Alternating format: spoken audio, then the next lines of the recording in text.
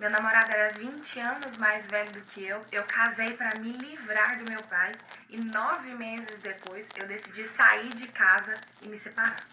Será que nesse caso a gente vai conseguir encontrar algum capítulo de nulidade? Fique até o final para você descobrir. Olá, meu nome é Juliane, eu sou advogada há 7 anos, estudiosa do direito canônico, trabalho como voluntária no Tribunal Eclesiástico da Arquidiocese de Goiânia e eu estou aqui hoje para analisar um caso de nulidade matrimonial. Será que é nulidade ou não é nulidade? Todos os casos que a gente analisar aqui no canal são autorizadas a divulgação das histórias, mas apesar disso, eu sempre oculto o nome e os detalhes mais íntimos da história, porque aqui a gente está para analisar o compilado da história para saber se existe capítulo de nulidade ou não. Se você se interessa por esse assunto ou conhece alguém que gosta ou que está precisando saber mais informações sobre nulidade matrimonial, já curte e compartilha esse vídeo para que nossas informações divulgadas aqui cheguem para mais pessoas, certo? Então vamos para a história. Conheci meu namorado, eu tinha 15 anos e ele era 20 anos mais velho. Ele já tinha filhos. Morávamos em cidades diferentes e nos víamos a cada 2 semanas. Então, até aqui tudo bem, né? Ela tinha 15 anos.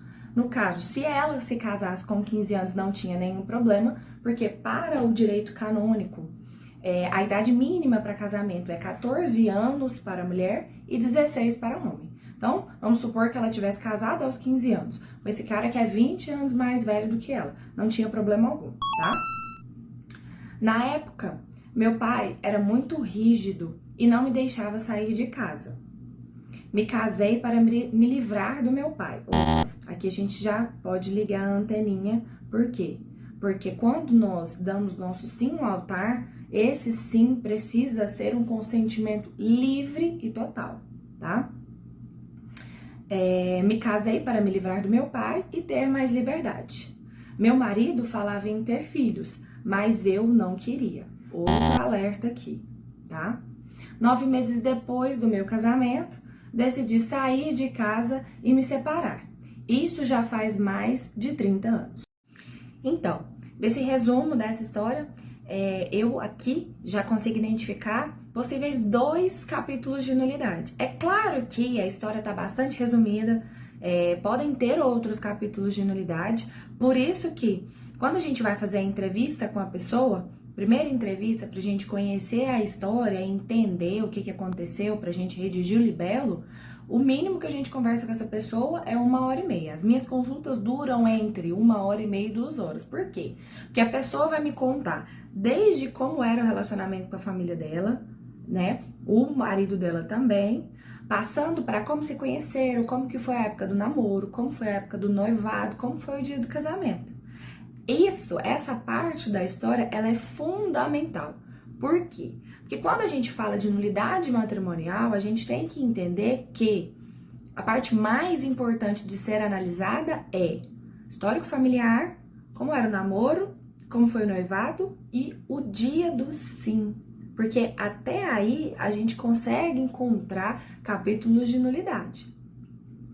Tá, Juliane, mas então o que eles viveram durante o casamento não conta? Sim, até 1 ou 2 anos isso vai refletir coisas que foram anteriores ao casamento, ao matrimônio, né? Mas o que a gente analisa é o momento da celebração, até o momento da celebração. Quando a gente fala de nulidade matrimonial, é preciso ficar claro que o cerne da nulidade se dá no dia da celebração do matrimônio, certo? Então, tudo que aconteceu até aquele dia e no dia da celebração vai influenciar ou não na existência da nulidade. Por quê? Porque quando a gente fala de nulidade, a gente tem que entender que o ato em si, ele é nulo. Por quê? Porque existiu algum vício que maculou aquele ato, que sujou aquele ato. Não foi um ato completo, pleno em si. Por isso existe nulidade.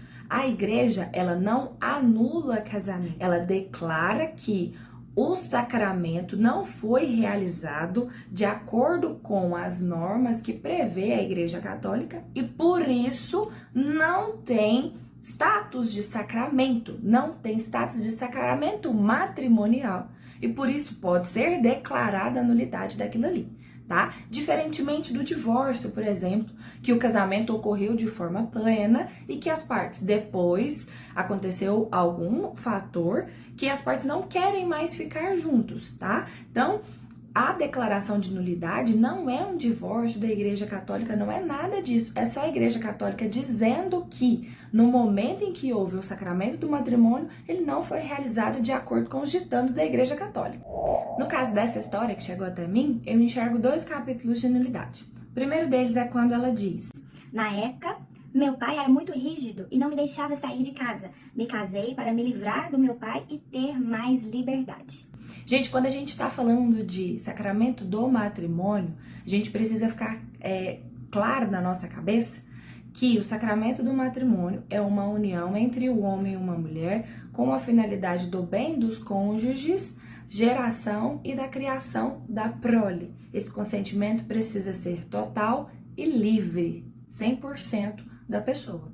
Então, ela precisa ter a consciência de que ela está casando porque ela quer se unir àquela pessoa de forma indissolúvel, sendo fiel, com a finalidade do bem do casal para a geração e criação dos seus filhos.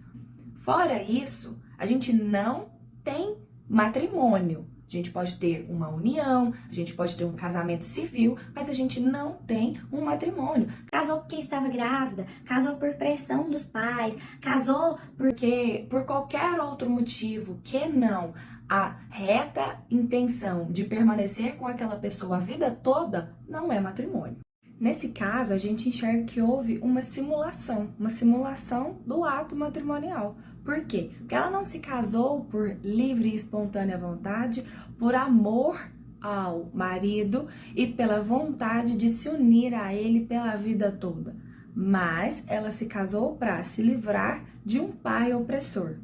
Então, nesse caso, a gente enxerga que ela simulou a vontade, mesmo que no momento do sim, ela tenha externado, sim, eu desejo me casar com ele, mas aquilo não passou de mera simulação, tá? O que é o mais importante nesses casos? Que a testemunha consiga atestar que do fundo do coração ela não quis casar com ele, a não ser para se livrar das garras do pai dela. Por quê? Porque quem alega nulidade precisa provar. E nesses casos em que as pessoas casam-se pressionadas por motivos alheios, senão o amor ao cônjuge, geralmente elas não contam isso para as outras pessoas. Ou se conta para uma pessoa só. Então, nesse caso, o mais difícil o que é? Não é nem enxergar a nulidade, que é a simulação, mas prová-la no tribunal. A testemunha vai ter que relatar que ela estava se casando simplesmente para se livrar do pai, e não porque ela amava o marido dela de verdade.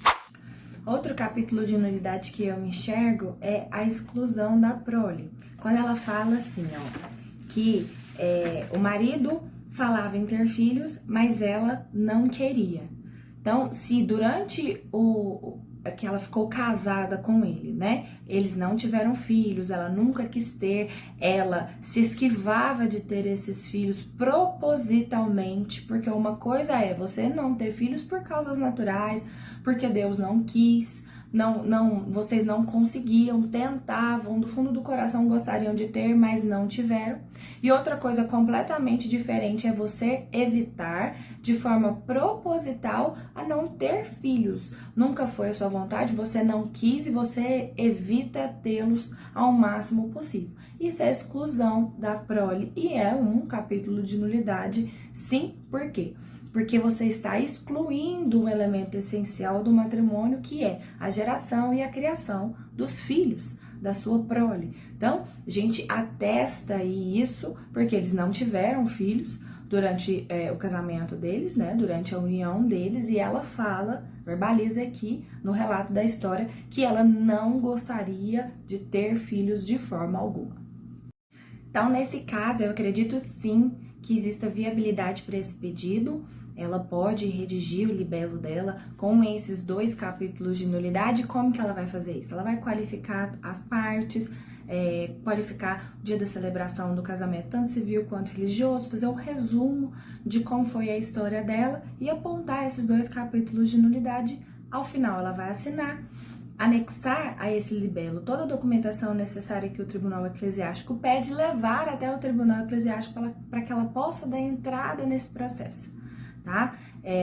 Nesse caso, então, acredito sim que tenha viabilidade o pedido dela, e é muito importante frisar que ela tenha testemunhas que consigam comprovar isso, porque nesse caso, a gente só vai conseguir comprovar isso através de prova testemunhal, porque não foi alguma coisa documental que deu causa à nulidade. Então, é necessário que ela aponte no mínimo 3 testemunhas que tenham conhecimento, que viram, né, toda a história dela, que tenham conhecimento da causa para que possam atestar esses capítulos de nulidade.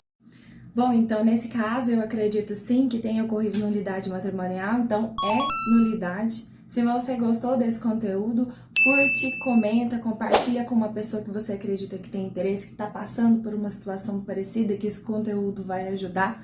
Nos siga nas redes sociais, @julianesoares.adv. Clica no sininho aqui para você receber todas as notificações quando a gente postar vídeo novo. Espero que vocês tenham gostado e até mais!